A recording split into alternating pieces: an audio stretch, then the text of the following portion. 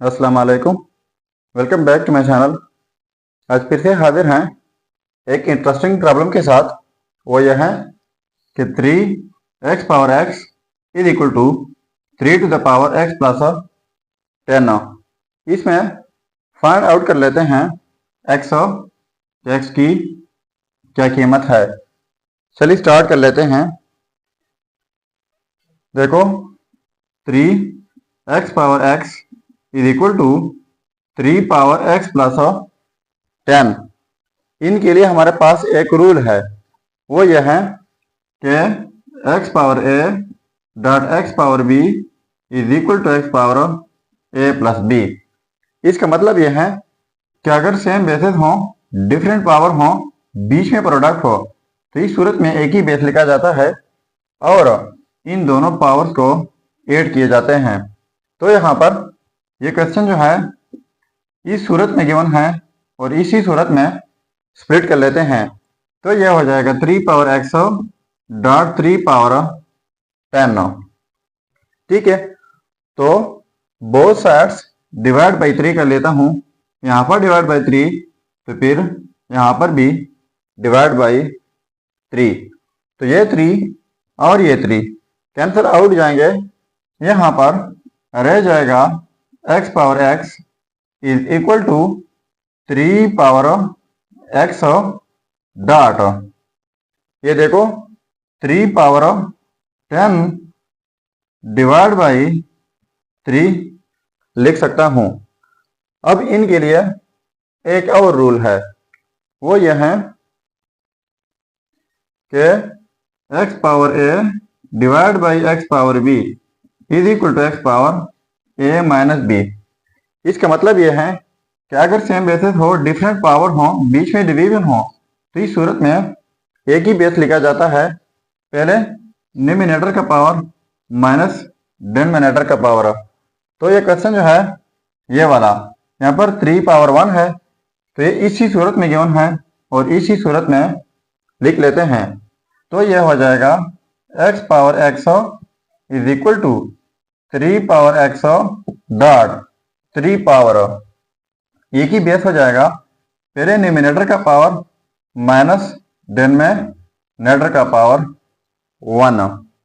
ठीक है, तो ये हो जाएगा x power x is equal to 3 power x dot 3 power 9 हो जाएगा। ठीक है, अब बोथ साइड्स डिवाइड कर लेते हैं बाई 3 पावर x है। तो x power x is equal to 3 power x dot 3 power 9। तो यहाँ पर डिवाइड बाई 3 पावर x कर लेते हैं। जब यहाँ पर 3 पावर x से डिवाइड कर लेते हैं तो यहाँ पर भी 3 पावर x से डिवाइड होगा। ठीक है, अब यहाँ पर पावर x है, यहाँ पर पावर x है, तो ये जब दोनों के ऊपर x पावर है तो इनको ऐसे लिख सकते हैं x by 3 whole power x हो जाएगा और ये 3 पावर x, ये 3 पावर x कैंसल आउट हो जाएंगे। यहाँ पर रह जाएगा 3 पावर 9। ठीक है, अब बोथ साइड्स पावर को डिवाइड कर लेता हूं बाई 3। यहाँ पर पावर डिवाइड बाई 3, यहाँ पर पावर डिवाइड बाई 3। तो ये हो जाएगा x by 3 and whole power x by 3 is equal to 3 power 3 1 3 3 3 इधर 9। तो यहाँ पर यह हो जाएगा 3 पावर 3। अब हमारे पास एक और लॉ है, वो यह है कि a power a is equal to b power b। इसका मतलब यह है कि यहाँ पर जो बेस हो उनका पावर वही हो और यहाँ पर जो बेस हो पावर वही और बीच में इक्वलिटी हो। तो इस सूरत में a is equal to b लिख लेते हैं। तो यहाँ पर जो बेस है x by 3, power x by 3 है, यहाँ पर जो बेस 3 है पावर भी 3 है। तो ये हम लिख लेते हैं a is equal to b। तो यह हो जाएगा x by 3 is equal to 3। तो बोथ साइड्स मल्टीप्लाई कर लेते हैं बाई 3। यहाँ पर 3 से मल्टीप्लाई और यहाँ पर 3 से मल्टीप्लाई, तो ये 3 कैंसिल आउट हो जाएंगे। यहाँ पर रह जाएगा x इज इक्वल टू 3 3 ज़रा 9। सो ये रहा हमारा रिजल्ट। अब अगर इसी रिजल्ट को हम चेक करना चाहें कि वाकई ये रिजल्ट ठीक है या गलत हो, तो यहाँ पर मेन प्रॉब्लम में x की जगह 9 पुट करके अगर ये आपस में सेम आ गए तो हमारा रिजल्ट ठीक होगा। चलिए अब चेक कर लेते हैं। अब देखो x इज इक्वल टू 9, इनको पुट कर लेते हैं x की जगह।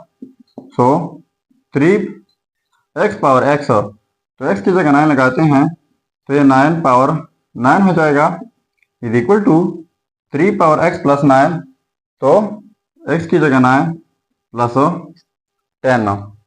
ठीक है, तो 3 डॉट 9 की जगह लिख लेते हैं 3 पावर 2 एंड होल पावर ये वाला 9 is equal to 3 power 9 plus 10 हो जाएगा 19।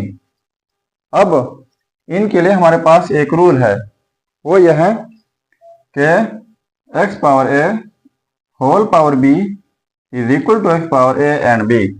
इसका मतलब यह है कि अगर किसी बेस के ऊपर 2 पावर हो तो दोनों पावर प्रोडक्ट होते हैं।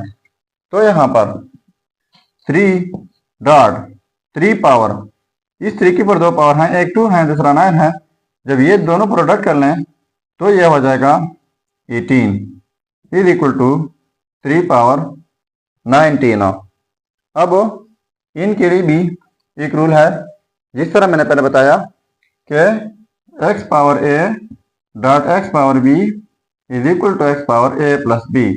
जब सेम बेसिस हों, डिफरेंट पावर हों, बीच में प्रोडक्ट हो, तो इस सूरत में एक ही बेस लिखा जाता है और इनके पावर्स को ऐड किए जाते हैं।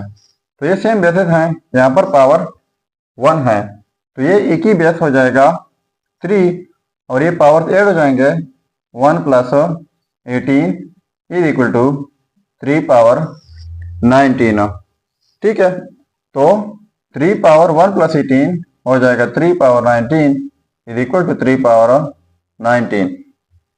अब देखो ये आपस में सेम आ गए, तो इसका मतलब ये हुआ कि ये रिजल्ट जो है x इज इक्वल टू 9 ये 100% ठीक है। अगर चैनल पर नए हैं तो सब्सक्राइब कीजिएगा। मिलते हैं नेक्स्ट वीडियो में। अल्लाह हाफिज।